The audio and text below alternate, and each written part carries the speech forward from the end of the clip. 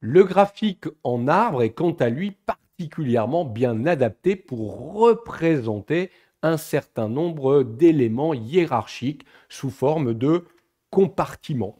Par exemple, ici, j'ai des ventes réalisées et j'aimerais représenter mon chiffre d'affaires avec les différents marchés, le marché asiatique, européen, scandinave et le marché américain. Alors, vous allez voir que tout repose sur la saisie du tableau. En fait, mon premier niveau hiérarchique, c'est le marché.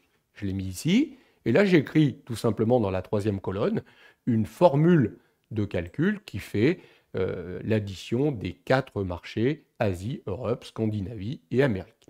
Et après, regardez, j'ai commencé à mettre le deuxième niveau, Asie, qui fait partie de marché. Et vous avez vu ici dans la deuxième colonne, il a fallu impérativement que je mette en fait l'élément parent. Donc j'indique que Asie fait partie de marché.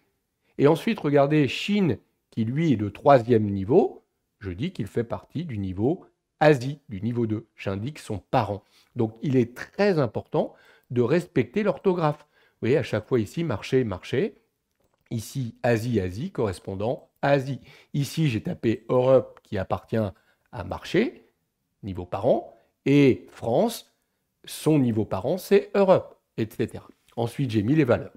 Donc, une fois que on a respecté cette saisie, bah, c'est fini. On a juste à sélectionner l'ensemble du tableau.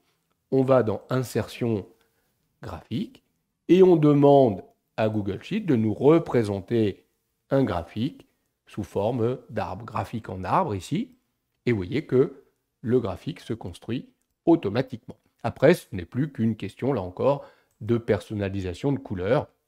Au niveau de l'arbre ici, on peut mettre une couleur pour les en-têtes et on a la possibilité de mettre ensuite des couleurs pour les valeurs les plus importantes, les valeurs les plus petites et les valeurs médianes. C'est ce que j'ai fait ici. J'avais mis du vert pour les valeurs les plus importantes, du rouge pour les plus faibles et du orange pour les valeurs médianes. Et on voit bien que chacun des pavés reprend statistiquement en pourcentage chaque compartiment est d'une taille qui correspond évidemment à sa taille du chiffre d'affaires, puisqu'il a repris les montants de chiffre d'affaires pour représenter chacun de ces compartiments.